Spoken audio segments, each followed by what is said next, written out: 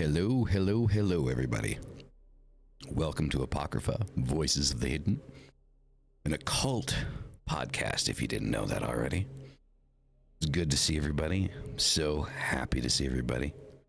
Curse, Treesap, Noella, Paranormal, Sad World, Aaron, all the wonderful regular faces, and Mark 5. I didn't forget about you. Forget about you.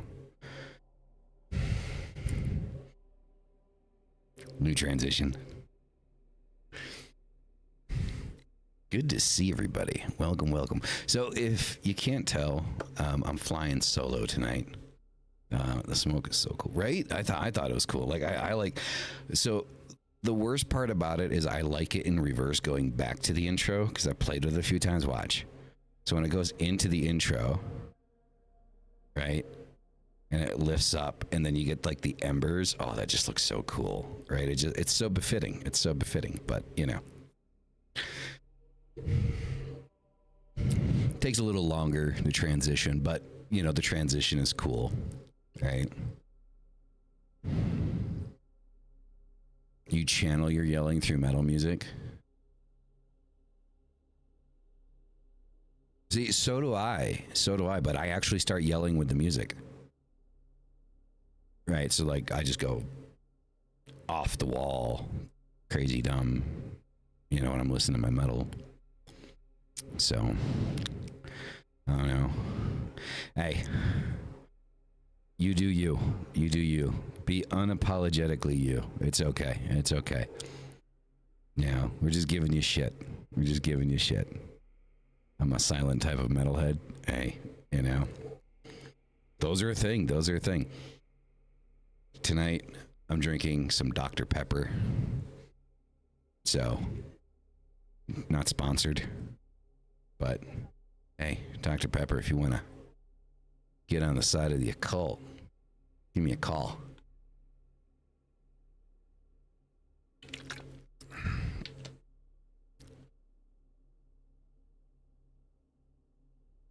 Based Dr. Pepper? You saying that there are illegal substances in my Dr. Pepper? I don't think so. I'm not sure what you mean by based. Guys always tell me to express myself more. They say be as loud as you want. Okay, we're no. Don't go down that road. No, come on. It's slang for my generation. Oh. It's slang in my generation. Slang for what? The hell is based for? Like, we used base too, but when you got fucking high, that's what you use based for, right? Like, dude's based, right? Which is when people were drunk and couldn't say baked right.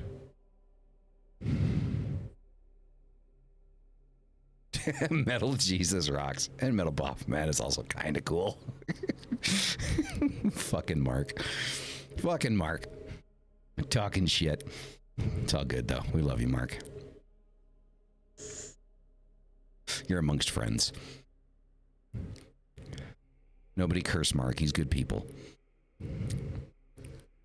Watch this YouTube video, and there's actually a vocal technique to scream and sing metal music properly without... Yeah, of course. Of course, I mean, you need technique, right? That's a t-shirt there, Metal Buff Man. Yeah, like, you know, instead of doing this thing, like he's doing this thing, yeah, I mean, that would work, right?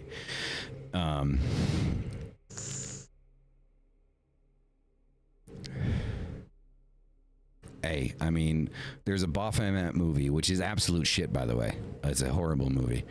I found a Lisa Frank style rainbow Baphomet. Ooh, interesting stuff. Interesting stuff. Jesus Christ, Swooplastar is still something I may or may not really like. Okay, really? Basically something that you agree with. Okay, all right. I was wondering what that means. Do you say based when you agree with something? Why is everything becoming slang now? Like, I mean, I feel like the old guy, right? I feel like the old guy. Like, everything's becoming slang now, right? Like, I was willing to accept, like, no cap or cap and full send or send. Like, it's like, all right. I mean, that kind of makes sense, right? You know, full send it, you know, just go for it, right? Kind of thing. It's like, all right, that makes sense. But based, meaning you agree with it? What? Baphomet plushie. There's a lot of those. Oh, there's a lot of Baphomet plushies. There's a lot of those out there. So, Joseph, and the amazing Technicolor Dream Coat is low-key what I want someone's rap name to be. Really?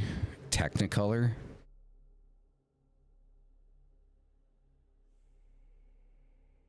Especially with an accent. Wow. You got the grammar down too. That's insane. Wow. All right. I mean, you learn something every day, right? School meet. Okay, cool. All right. So what the topic is for today, what I want to talk about. So I'm not going to do a tarot reading because, sorry guys, I'm just not feeling it. Just not feeling doing a tarot reading. I was barely feeling doing the show, but I didn't want to cancel 2 weeks in a row. So, and it's nothing against you guys. I was just like, dude, I want to be lazy and play fucking video games. That was it. But I'm here. We're here. We're doing our thing, right? And I thought this was going to be something kind of important to kind of talk about because, you know, we've got a new member in the server who's kind of mentioning this. And it made me think about, well, this is kind of something I think a lot of us have had to deal with in the occult, right?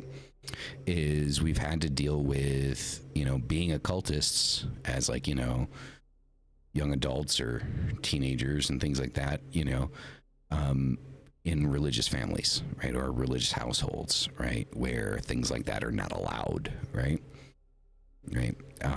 And, you know, punishments are generally pretty harsh if someone catches wind of us being, you know, occultists or in the occult, right? So, you know, it is kind of what it is, right? So, I kind of wanted to talk about like how can we, or how can people that live in those situations, right? Still practice and be themselves, right? When, you know, in a situation like that, right? There's slang that you don't understand. See, that says something. That your generation has words that not even you understand. That is saying something. Like, egregious, right? So, Temperance Moon, how's it going? How's it going? Welcome, welcome, welcome.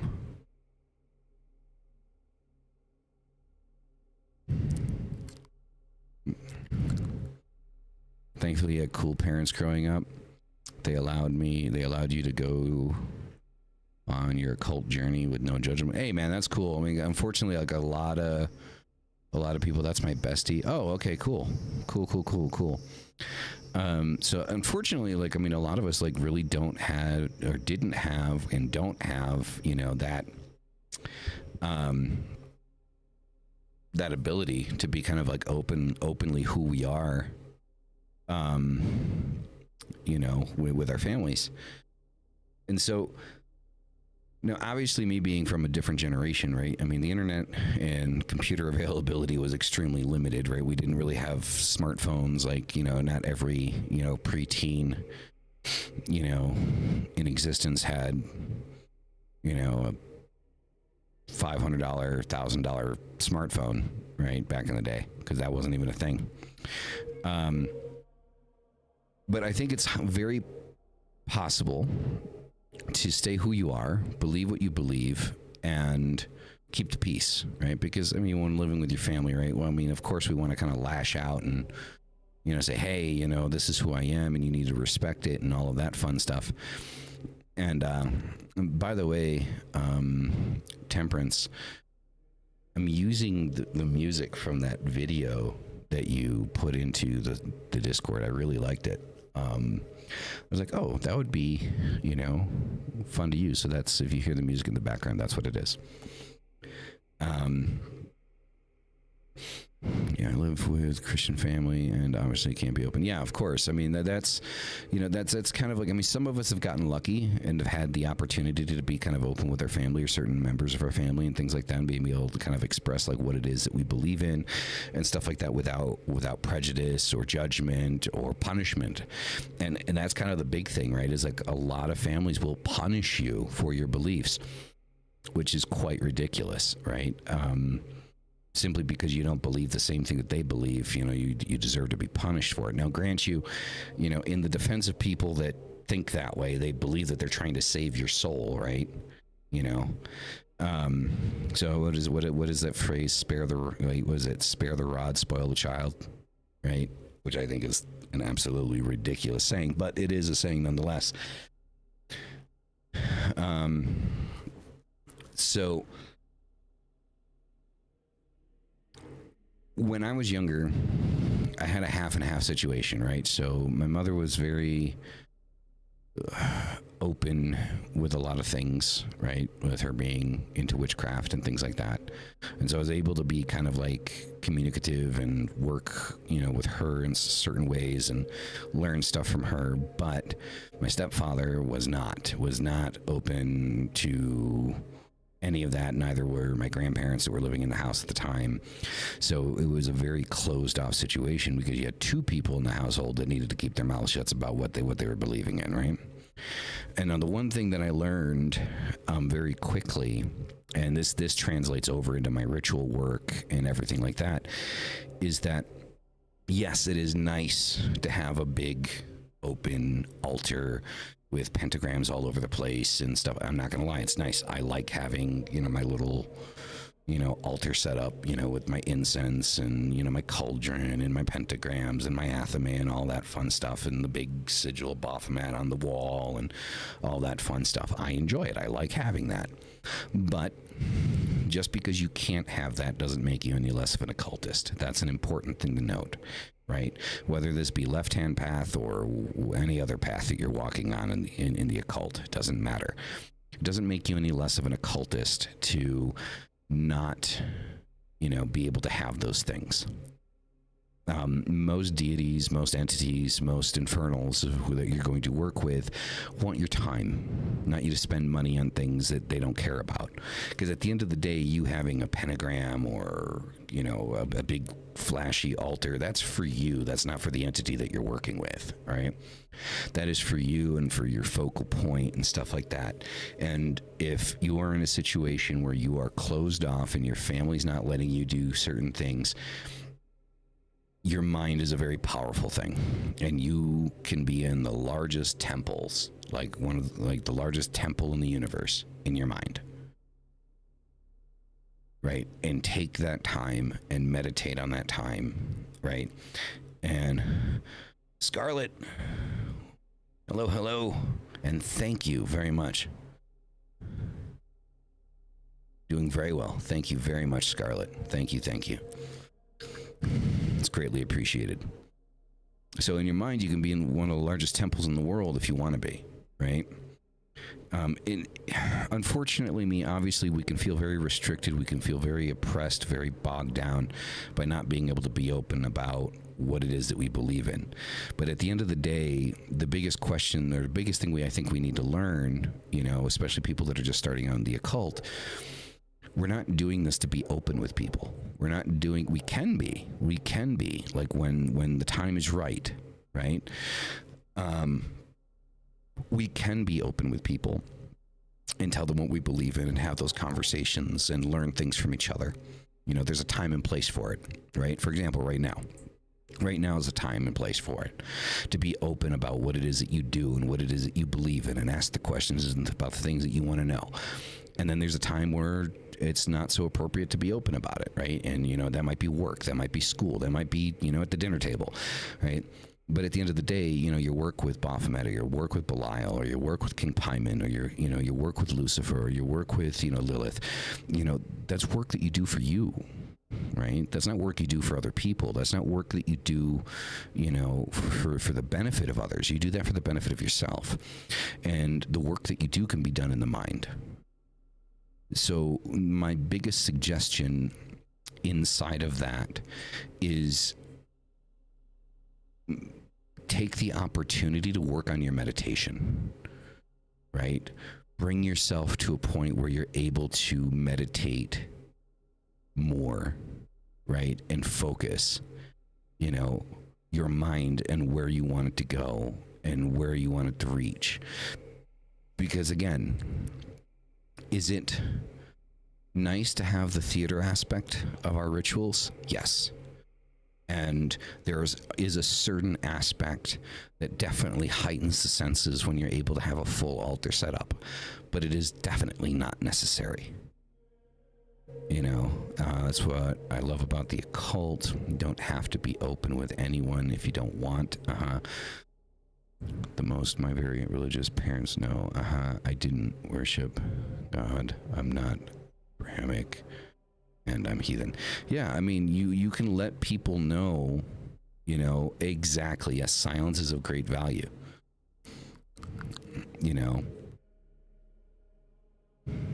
And so is community as a feedback mechanism. Exactly. I mean, both TreeSap and Mark V, have great points. Right? With the occult, you let people know what you want them to know. You don't have to let them know everything. And, there's power in silence. There's power in secrets.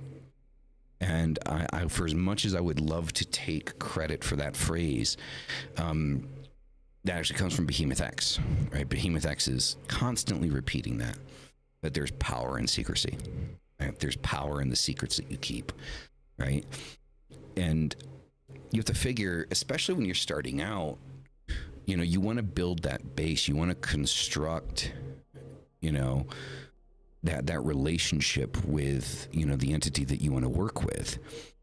And when you begin to do that, that happens, that's a relationship you're building between yourself and that entity, who or whatever it is.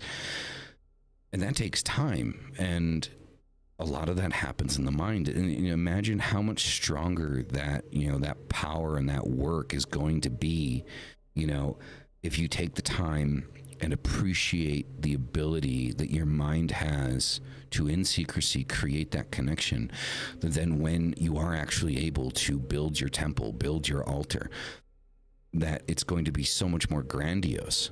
It's going to be so much more important because you have this timeline of that silent moment, sitting on your bed, laying in your bed, meditating on the entity you want to communicate with.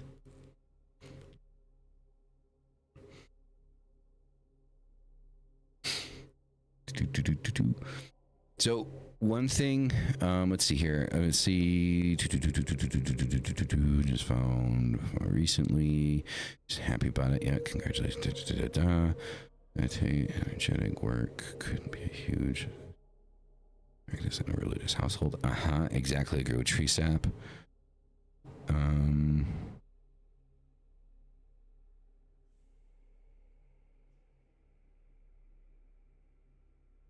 Okay, so yeah, so talking about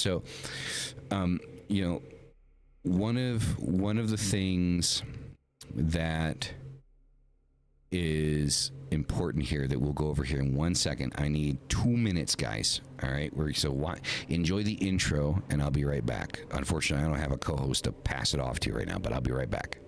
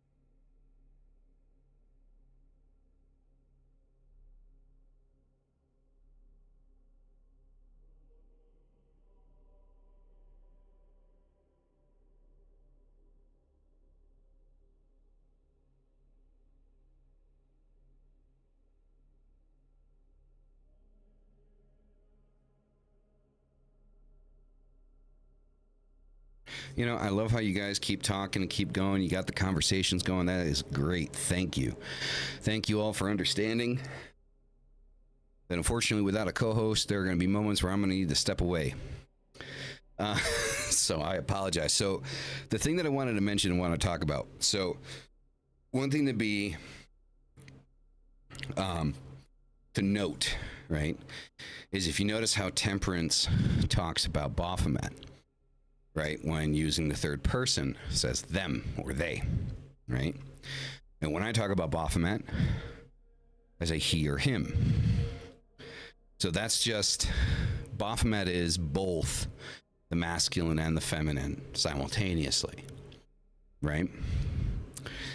And there really isn't any wrong way to address Baphomet in the third person when working with Baphomet. For some, Baphomet might present as she, right? For others, it might be he, for example, in myself, right? So I definitely align with the masculine energy of Baphomet, and I say he, though he isn't a he, but that's how I refer to it. And if you notice, Temperance is referring to Baphomet, probably in the more correct term of being they and them, because Baphomet is both masculine and feminine, you know, simultaneously. So, no. I wouldn't say that Baphomet is non-binary.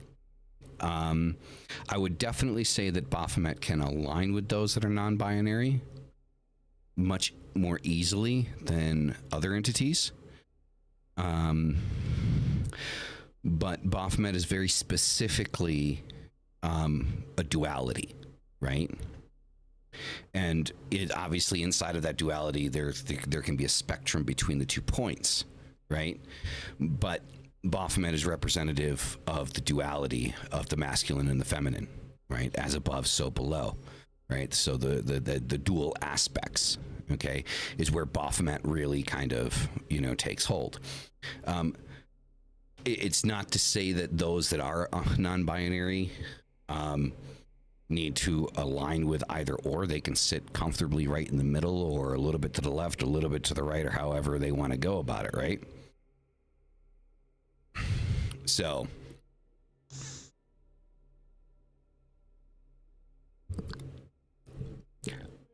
well, exactly, which is why I'm saying that Baphomet isn't non-binary, right? Baphomet is a duality, right?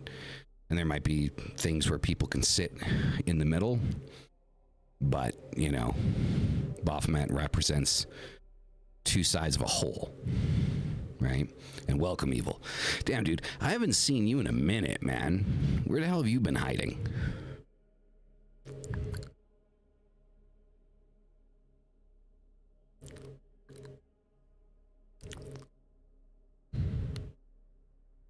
Evil is everywhere. I mean, yes and no. Then you should. If evil is everywhere, evil needs to say hi more often. Yeah, Evildoer and I go back. Oh my God, how many years have we known each other? How many years have we been friends, man? Easily going on something like 6 years now. Easily something like 6 years.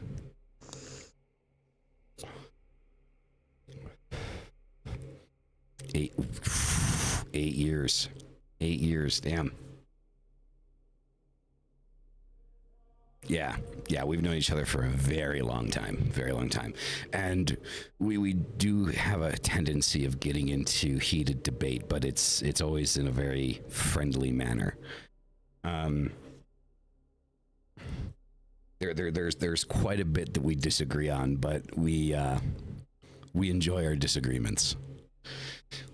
We realize that just because you disagree about something or on a specific issue, it doesn't mean it has to be the end of a friendship. It just means you disagree on one fucking thing, which is very hard to find in people these days. Because the moment you disagree with them on anything, it's like, oh, we can't be friends anymore because you disagree with me. It's like, well, I like vanilla, you like chocolate. No, we can't be friends. Well, fuck.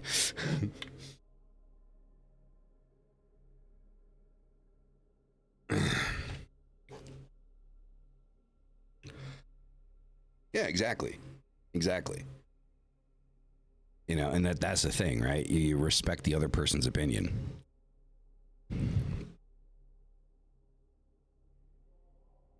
2 years, and there you go, right?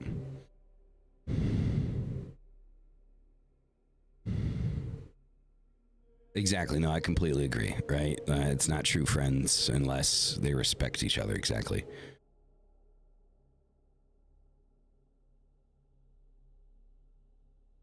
Right? Exactly. Exactly. Exactly. Yes, we can both call each other an asshole. I think this has happened more than a few times. We've called each other an asshole or a piece of shit, and you know, like after we're done talking about whatever the hell it is we're talking about, yeah, I love you, dude. Yeah, yeah, same here. So, you know,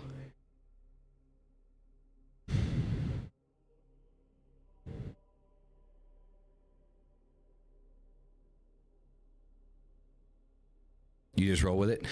So one of the biggest thing that I would say about the occult specifically, right? Don't just roll with it. Do what you feel inside of yourself.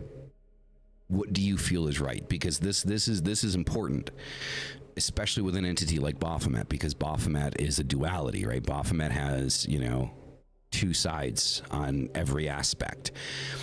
So been going through some stuff, but I'm always around, man, chilling, listen. It's actually, thank you, good sir, thank you. I'm glad you enjoy. But when it comes to the occult, your intuition, what you feel to be true, like that immediate sensation, is always your most important, right? Because that's the aspect that is calling to you. So if you're working with Baphomet and you instinctively want to say he, him, then say he, him, because that is the aspect of Baphomet that is calling and connecting to you, right? So you want your instinctive idea, that first thing that pops in your head that says, this is what I feel is correct, is always going to be the correct for you. And the hardest part of that is learning how to be unapologetic, because you're going to run into communities that are going to try to correct you constantly because they want you to think and act and do things the way that they do them. And that is one of the biggest no-nos in this community, right? Now, I'm very, you know, hands down, this is what I believe, this is how things are. But just because I say that this is how things are doesn't mean that you can't find your own way to do it. And I need to make that very clear. This community is about openness and learning from each other, not changing each other. Right? If we make a choice to change and move forward into something else or something different because of something we learned from someone, then that decision needs to be ours, not because somebody tells us that we're wrong. Right? Or because we hear other people doing it another way, right? So if you're working with Baphomet and your initial reaction in working and finding Baphomet is he, him, then that is the aspect of Baphomet that you need to be working with. And it is easier to channel that aspect of Baphomet by using those pronouns. But any pronoun, like what Kerr said, any pronoun can work. Right? I just want you to be comfortable in the choices that you are making for yourself and not second guessing what your initial reaction is. Because your gut reaction is always probably the best one for you to go with, especially when it comes to the occult. See, nature compels us towards ritualistic action. It's in our genes. This is true. This is true. I do agree with that, Mark, 100%. Yep. Follow our gut on Baphomet, most definitely. The personal matters I'm still figuring out, but I feel like yep, definitely. Witchcraft has craft in it. I may have instructions, but you can use your own energy and intuition. Exactly.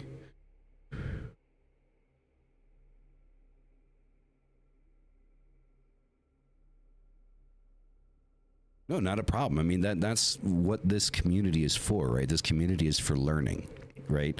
Many of us follow many different paths. I mean, for fuck's sake, I mean, Mark is a Christian. He's an Eastern Orthodox Christian, but he's still a Christian, right? And anyone and everyone is welcome in this community, right? And Mark, I feel bad for always calling you out, but you're like the only Christian that's like consistently hangs out in the chat. So sorry, my dude. But I'm gonna keep using you as like, the open umbrella, right? For example, color candle representation, lots of books. Yeah, exactly. I use black for everything. Me personally, I use black for everything because, yeah, exactly. Mark 5 is down with us weirdos. Exactly. 100%. I use black for everything because for me, being an artist, one of the first things I learned about color is that white is the absence of color and black isn't a color, it's a shade, but also every color combined, right? Essentially, right? Whether or not that's 100% true, just humor me, yeah? So for me, I use black for everything. Doesn't matter what kind of ritual or kind of spell that I'm working, it's always a black candle. Keeps costs down significantly, so I don't have to have in stock a bunch of crazy color candles. And, generally speaking, like you can find black candles really cheap. So, yeah, I just use black candles for everything. But, that might not be what other people want to do. They might need that red candle or that pink candle, or that purple candle, or that mauve candle, whatever, whatever brings me nostalgia. I grew up around dark earthy colors and use mahogany or brown to represent home for nostalgia, sometimes lighter colors. Yeah, I mean, whatever works. I would guess that I would say that my favorite color combination is black and red. My entire office setup is black and red. But it's also one of the reasons I use RGB lights on almost everything, because sometimes I'm in an orange mood, right? Like I got some Halloween vibes going and I want orange on everything, right? Like an autumn orange. And so everything goes orange, just like that, with that black. So, black is like my go-to, and then, whatever the accent color is, right? But when it comes to ritual work, when it comes to candle work, I use black for everything. And depending on who you ask, black is anywhere from protection to, curses and hexes and shit. I think, black for me works for every ritual and spell need that I've ever needed, and I've gotten consistent results, and I'm not about to change it. I use earthy tones with Baphomet because I revere the Mesopotamian origins and aspect of his yeah, exactly. No, that's definitely a good point. I'm not about to go and try to source brown candles. And honestly, like I said, I mean, black just works, right, for me. But definitely, I can definitely agree with that sentiment. And, if I wasn't such a lazy witch, I would probably have more colored candles. But I am a lazy witch. And I'm okay with that. I own that, and I'm good with that, right? I'm good with being a lazy witch. So I use black for everything. It gets expensive. It does get expensive. Like having multiple colors and stuff like that, and always having them on hand, because I'll leave my taper candles. So I got like the 1 foot taper candles in black. Lazy witch, right? Exactly. Like, so the black taper candles, I will burn 4 to 5 of those per ritual, right? All the way down. And if I needed to change the color of those candles every single time I wanted to do a ritual for a different thing, that is too much money on candles, right? Like, I don't even spend that much on incense, let alone candles. That's just too much. That's just too much.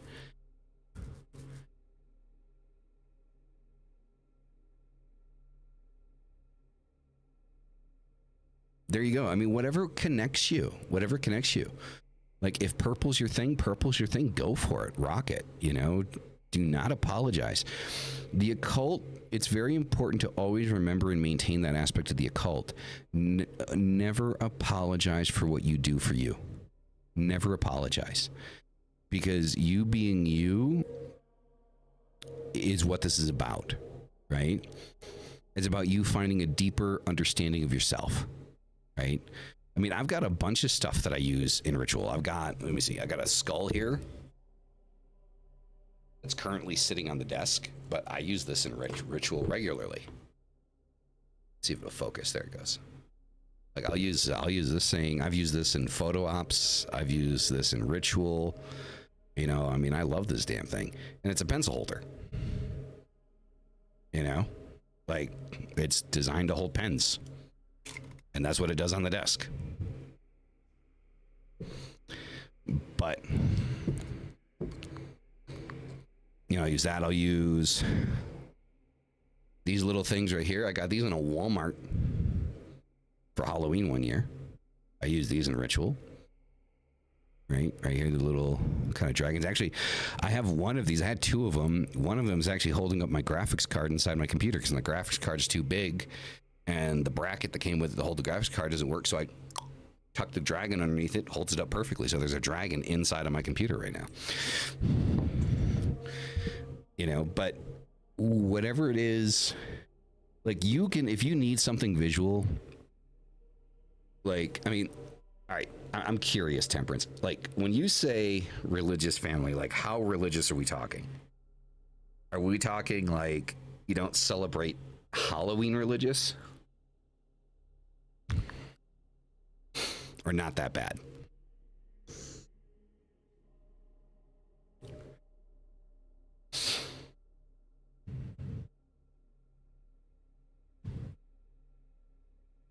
Because I'm curious, because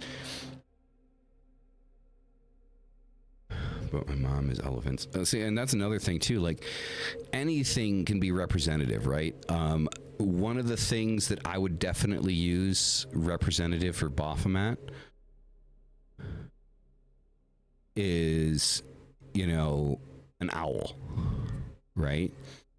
I would totally use an owl. If I couldn't have the statue of Baphomet that I have on my altar, I would use an owl. Like for me, the energy is about the same, right? I would use, you know, just any type of owl that I could get my hands on. You know, if you can find one with open wings, you know, that even works.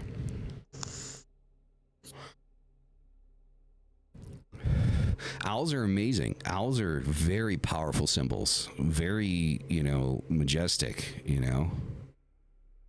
Yeah, I mean, owls are something that, like, I mean, I would love nothing more than have an owl as a pet, you know? I'm just worried it would eat the cats. That's all.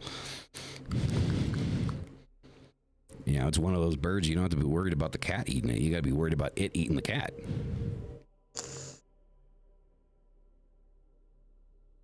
Your mom burned your tarot. Ooh, damn. Damn.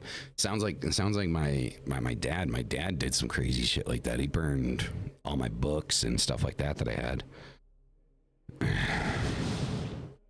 Use playing cards. Learn how to do readings with playing cards. Just get regular cards.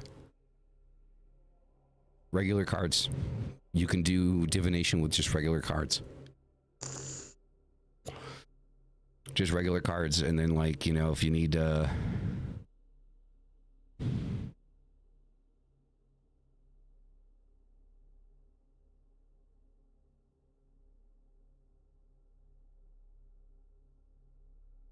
yeah, I mean, I know it feels right to be writing stuff down and drawing pictures and drawing pentagrams and sigils and stuff like that, but you don't need to do that, right? You know, another thing, you know, that you could do is, for example, if you feel the absolute need to draw a sigil on the bottom of your foot. Draw a sigil on the bottom of your foot. So when you're out and about during the day, that sigil's on your foot, right?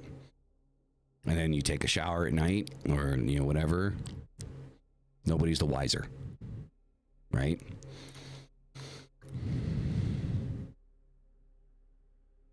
I mean, you could make your own cards, but then that gives away a little much. I would say definitely use playing cards.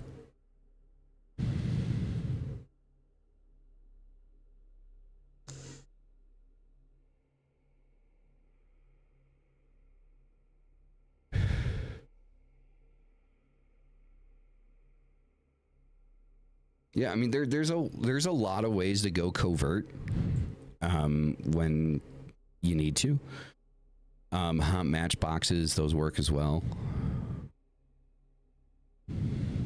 You know, me personally, when you're in a situation like that, I'm going to be completely honest. I would avoid having an altar at all. Use your mind as your altar.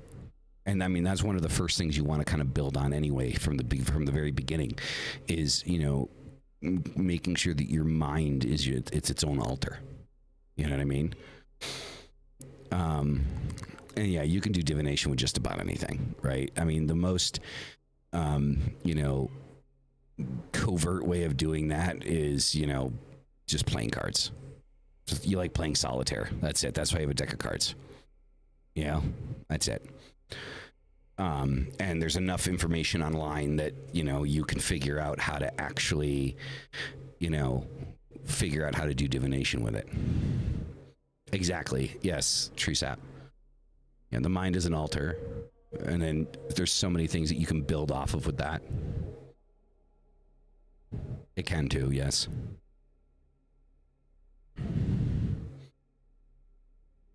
Like me personally, if you're in a situation where you know that you could potentially get in trouble for having anything occult related, you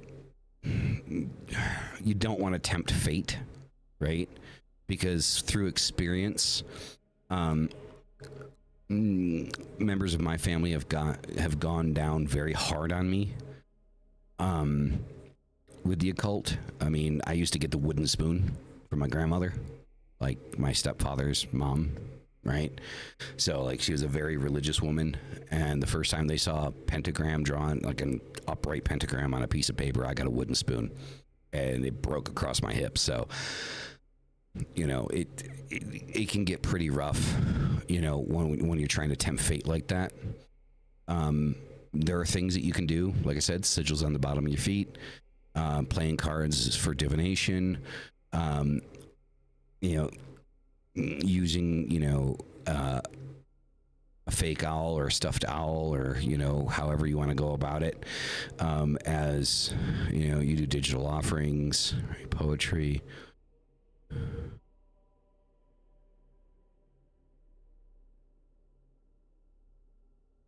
Okay.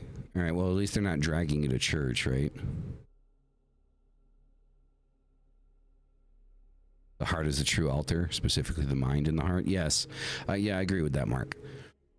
You know, because, I mean, what we're trying to do is we're trying to maintain the peace, right? We don't want to cause a war, right? We want to be able to be who we are, but we don't want to, you know,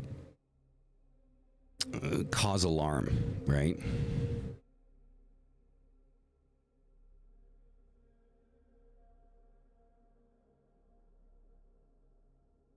I mean, those are all great things. You know, unfortunately, in those situations, again, I mean, I don't know the you know, the great specifics of your situation per se, but one of the things that worries me about situations like that is that when you're in a place where you know that you're not allowed or permitted to have these things, and you have them anyway, you're sitting on a ticking time bomb. And the reason I say that is because it's only a matter of time before you get too comfortable or they get too curious and somebody finds something, and then you get in trouble again. And that has always been the situation for me. I mean, maybe other people, you know, have, you know, had more oblivious parents and, you know, that weren't into that stuff and didn't agree with it, you know. But in my experience, you know, having things that you're not supposed to or not allowed to have in a home that doesn't allow you to have it is a ticking time bomb until somebody finds it. You know, for one reason or another. You didn't close the bag all the way. You know, there's something sticking out. You know, they go in looking for dirty clothes. You know, it could be a million different things. Mom doesn't feel too well, comes home early from church, right? For some reason, you didn't hear her come in, you know, and there you are with the pendulum and the tarot cards, and, you know, all hell breaks loose. Yeah, I'm definitely not telling you to get rid of the stuff, you know, just be very careful with it. I used to call church, I mean, grant you, I don't know what kind of church your mom goes to, but like my dad used to go to a Roman Catholic church, and I used to call it religious aerobics. You know, stand, sit, kneel, stand, sit, kneel, stand, sit, kneel, pray, stand, sit, kneel. Religious aerobics. I mean, that's what it is, right? You know? I mean, you definitely get a workout in. I got kicked out of church. They thought for some reason, they thought it would be a good idea to put me into the Sunday school to help teach kids about Jesus. And I just taught all the kids how to say Hail Satan in Latin. So that, yeah, I got kicked out. That was fun. You know.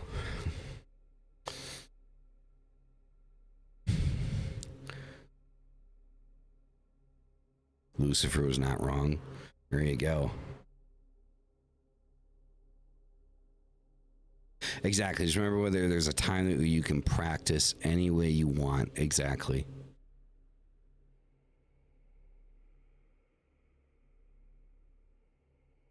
Yeah. I mean, so there's a lot of things that you can do. You know, and to anybody watching this that's curious, like, you know, how can I be, you know, me, you know, without my parents or my family finding out? All of the options that we're throwing down, you know, are pretty on point across the board. Because you should be able to be you. There's nothing wrong with you wanting to be or wanting to believe in what you believe in, because at least you believe in something greater than yourself, right?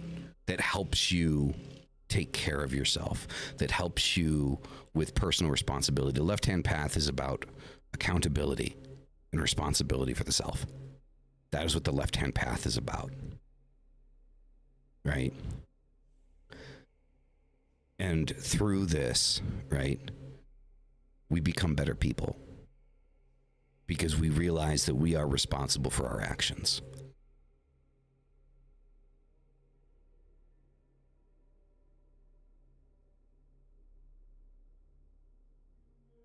Fuck yeah, rock on. Yeah, I'm probably going to convert one of my spare rooms into a temple.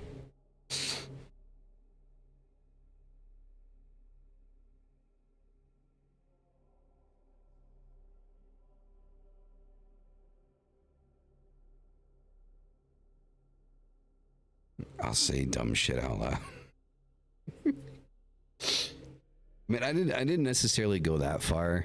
I didn't go that far. Like, I did what I did because I was being forced to go, and I didn't want to go to begin with. And, you know, unfortunately with my dad, my biological father, the way his mindset worked is if you didn't believe in God, then there was something psychologically wrong with you, right? Belief in anything else other than God was an indicator of a psychological disorder, which I suppose may or may not be true, right? But, you know, for a lot of us, but the belief itself isn't a psychological disorder, you know. But yeah, so that's kind of like where my dad went with it. And for a little while, like when I first moved in with him, like it was fine. I had all my books out and stuff like that.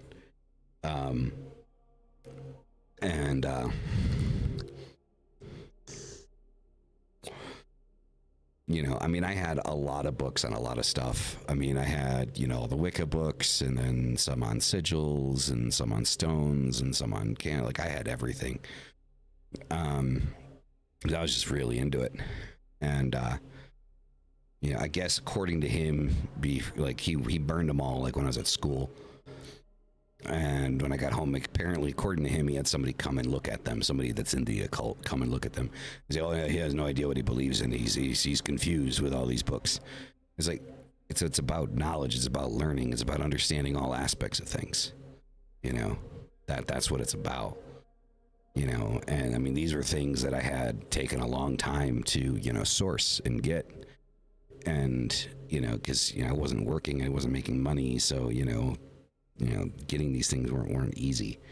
I think I had somewhere upwards of probably 65, 70 books, you know, on all different aspects of the occult, the Necronomicon, the Satanic Bible, you know, all of that stuff. And I was very upset about it.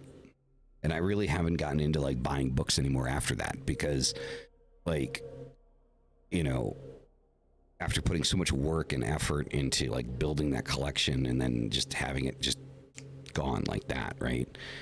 You know, just insane. I have one book left from that time period that my mother gave to me, and I always kept it with me, right? The DJ Conway Celtic Magic. My mom gave me that book. That's the only book that I still have from when I was like a teenager. You know, because my mom gave it to me, and I always kept it in my backpack just in case. And that's the only book I still have. You know, yes, very much so. Very much so. And it's survived a dog chewing on it. Like you can see like the bite marks in it. My son drawing in it, you know, like it's there's like pages that are drawn on, you know, but you know, it's still intact and still legible, you know, so like the pages are all yellow now and stuff like that. But so I you know, I would say with what you do have, keep it close, right? Keep it protected. Be mindful of when you're using it and where you leave it and where you put it. You know, be aware of everything around you when people are going through things, checking things, looking at things. You know, when they do that, when they become suspicious, because generally speaking, if they found out once that you're doing something with a demonic entity, for whatever reason, curiosity's a motherfucker. And eventually, at some point, somewhere down the line, somebody's going to get curious again and want to know, you know, if you're still into that stuff.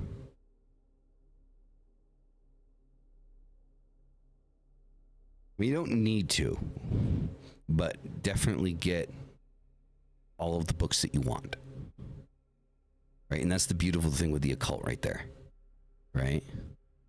When you're on your own, you want to get all the books that you want. Saying want is a lot better than saying need.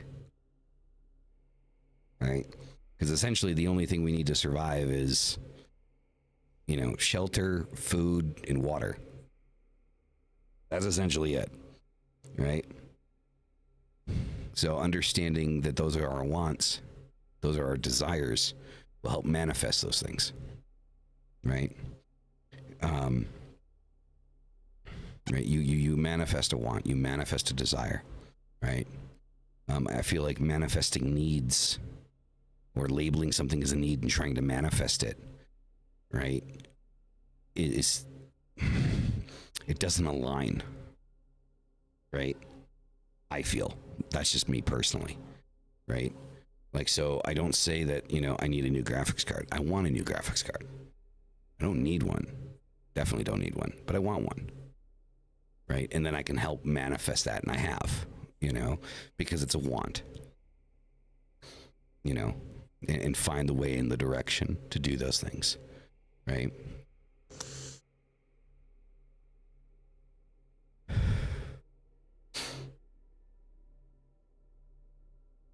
Yeah, I mean, I would definitely, like, I mean, there's a few decks that I want to get, like Oracle decks.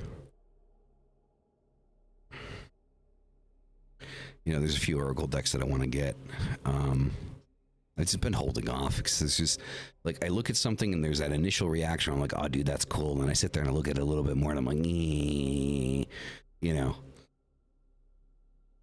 I'm definitely somebody that requires significant more connection to the thing that I'm working with. You know. Quick question: how would you guys feel about a stream with a Ouija board? Would you be into that? Would you be into watching me work a Ouija board on stream?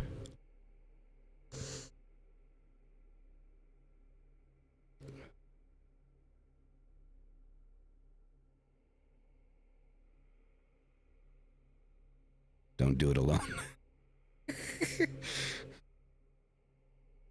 Definitely. All right, cool. Because I've been looking at a couple. I've been looking at buying a couple different ones. A traditional one, and then there's a circle one that I really, really fucking like, which is expensive as fuck, but I think it's totally worth it.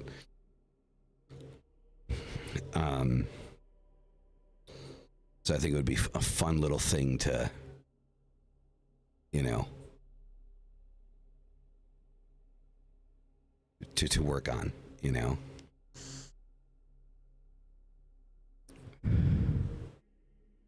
Your mom beat you so bad. Yeah, like I mean that's the fucked up thing when it gets to that. Like when it becomes like when your belief in something like leads to physical violence. And what people don't realize, what these religious types don't realize, is that's the very thing that's pushing us away from that fucking religion to begin with. Like, why do I want to believe in something that makes you feel it's okay for you to beat the shit out of me because of something that I'm curious about? Because something that I want to understand more. Why would I want to follow a path, you know, that makes you feel that this is a justified action? You know, like, I mean, think about it. Like, you're talking about a religion of love and peace and acceptance and all this shit, but then you're going to beat the shit out of me because I'm curious about something that for you is completely contradictory to what you believe in. And then you want me to believe in that thing because you, what, beat it into me? No, that's just not how it works. That's just not how it works. That's just some Old Testament type shit right there. You know, I mean, it says, you know, there's a verse in the Bible, you know, that says, you know, happy shall he be who taketh and dasheth thy little ones against the stones. But they want to say the Satanic Bible is evil. I think that's funny. So, guys, for the next 2 weeks, we are going to be having a couple of guests on that are specific into theistic Satanism, because you guys know I went on that tirade, you know, a couple weeks ago about, you know, that group on TikTok that was talking about how all Satanists are atheists, and that if you're not, you know, an atheist, then you're not a Satanist, and that just pissed me off. So, we have 3 guests, hopefully over the next 3 weeks. So next week is Black Witch Daria, I believe is how you pronounce it. Right, so she's coming on the 19th. Then on the 24th, I believe it is, the 26th, sorry, the 26th, we're going to be having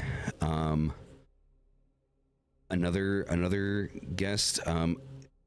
Her organization's called Satanica Sanctuary, right? So she's going to be on, and then hopefully the week after that, we're going to have Amethyst, the Diabolist, on, which I've been reading her website, and it is very in depth.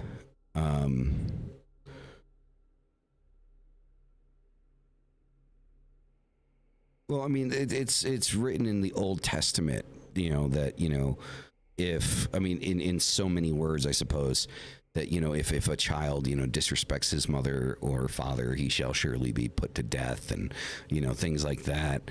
Because disrespecting your father and your mother is disrespecting God, and, you know, all of these things, you know.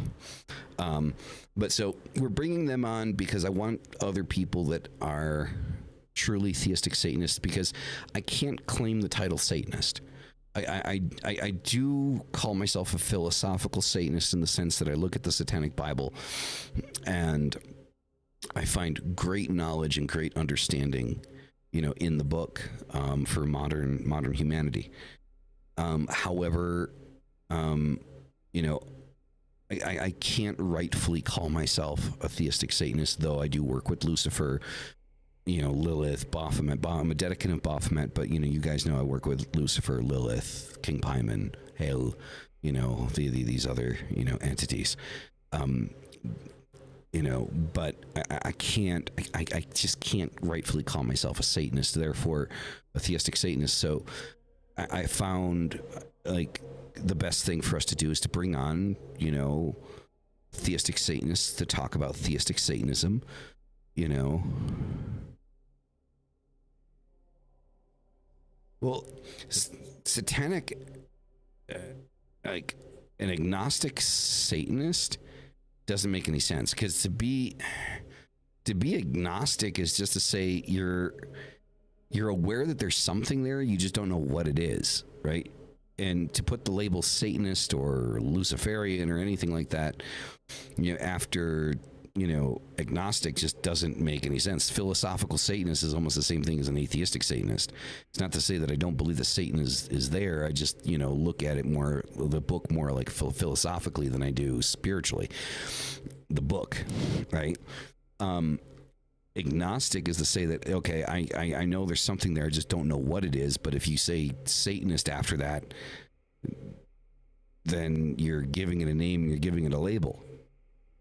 So linguistically, like grammatically, it doesn't make any sense.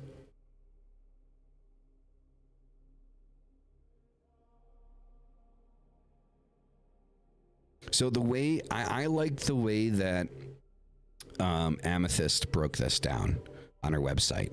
So she broke it down to 3 different types of Satan, like theistic Satanist, right? So the spiritual Satanist, which is what you're talking about, spiritual Satanism, which is looking at Satan as like an energetic archetype rather than, you know, a physical entity. Then there's religious Satanist, which is, you know, like looking at it as a religion, like, so the base theistic Satanism. And then devil worship, right? And she goes into a very detailed explanations on her site, you know, about what the differences are between those 3.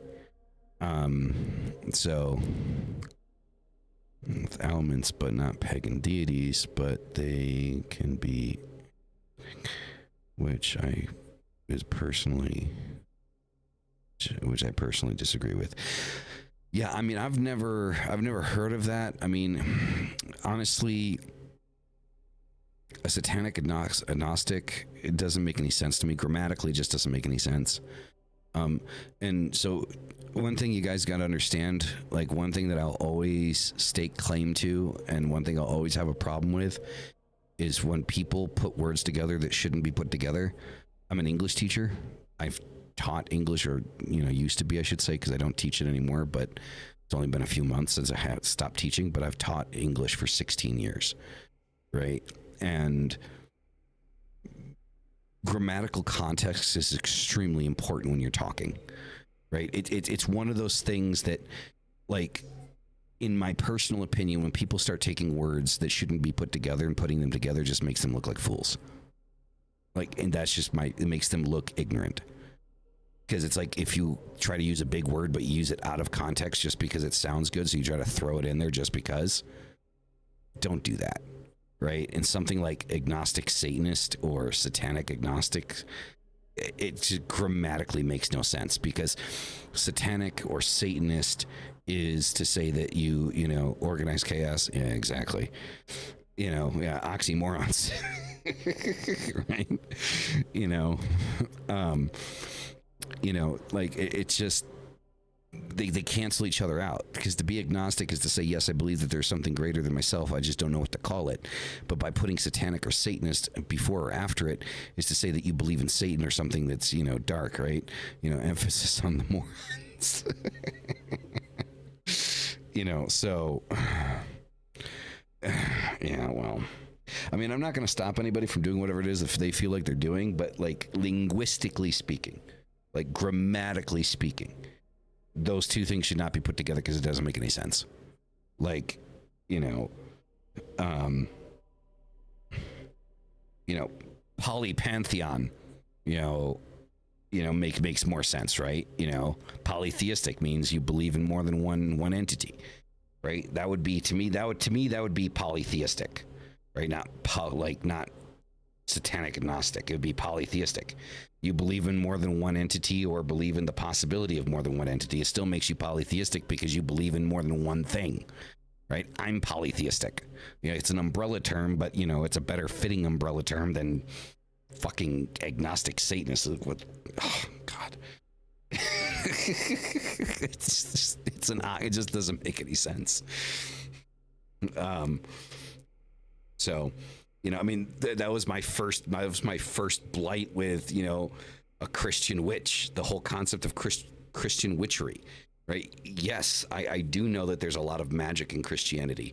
It's obvious they stole it, right? And the whole ritualistic aspect of Sundays. It's a fucking ritual.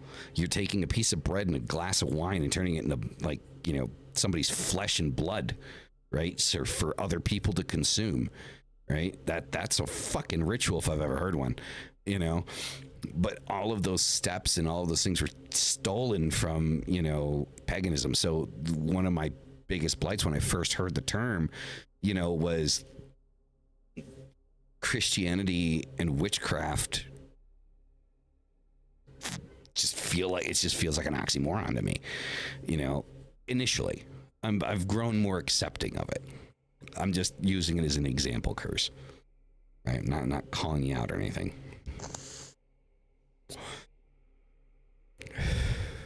Yeah, of course. Like, I don't deny that.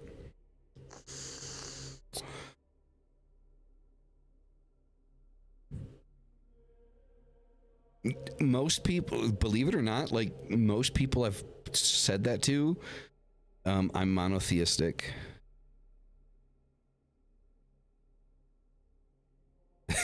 I know, it's a mystery. You know, yeah, it's just, in my mind, you know, maybe it's because I'm old, I don't know. You know, in my mind, it's just, those are just two things that shouldn't go together, you know, like, because they're polar opposite to each other, you know. Yeah, especially because, you know, the Bible speaks directly against witchcraft.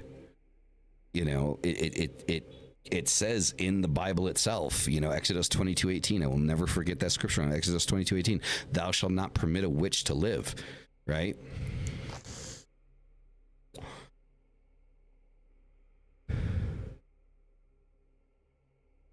Well, I mean, I could go with that. I mean, I suppose I could go with that. I mean, but I mean, there is, you know, when we go into, you know, polytheism, right? You know, in the 10 Commandments, you know, I believe it's the 10 Commandments. I mean, I could be wrong here. It's been a while since I've read the Bible or, you know, anything regarding it. Thou shalt not worship any other graven image other than thy Lord God, for thy Lord God is a jealous God. Right? You know, the only thing you should be worshiping is God and God himself. That is it. Which is funny about the Catholics, because the Catholics are all about the fucking pagan imagery. You know, the Virgin Mary and Jesus and all of that shit. You know, the Catholics are all about the pagan imagery.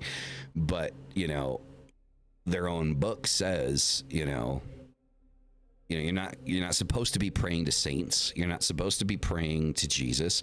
You're not supposed to be praying to the Virgin Mary. You pray only to God.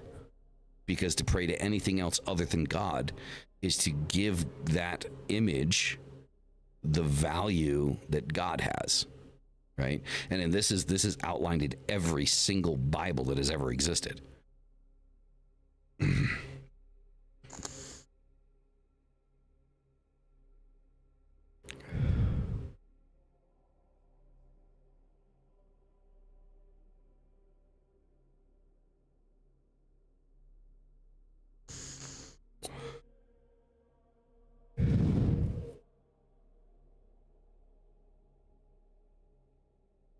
I mean, there is a big lot of that. I mean, the whole reason, like one of the things like Mark and I talked about was one of the reasons why St. Patrick was a saint.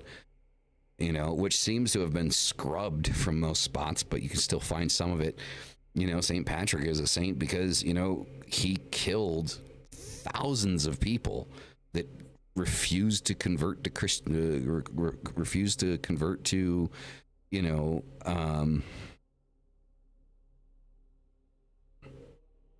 not the Ten Commandments, but the general wording is there. Yeah.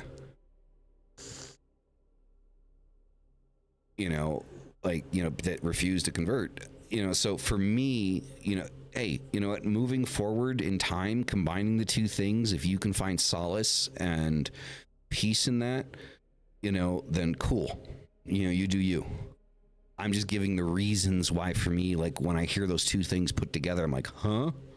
What? Again, this place, this stream, this community is not to judge, right? If somebody says that they're a Christian witch, then fuck it, they're a Christian witch, whatever. Like, I don't,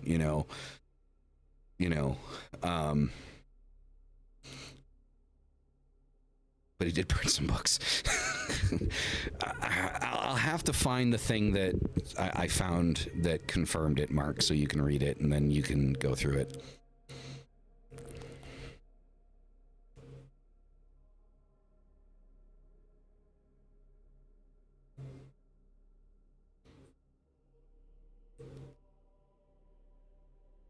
So yeah, because it's weird because most of us have like the same information, and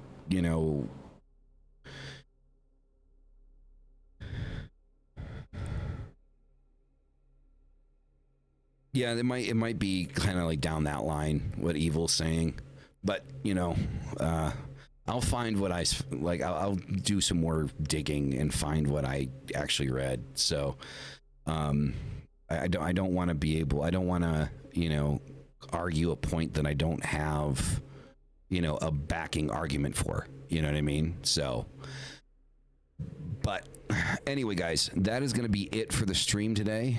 Okay. Yeah, go for it, man. Go drop it in the Discord. Thank you all for, coming out today. It was great seeing you. Remember, so the next 3 days, we got some special guests coming on. Yeah. As always, see you next week. Hail thy fucking self. Peace the fuck out, everybody.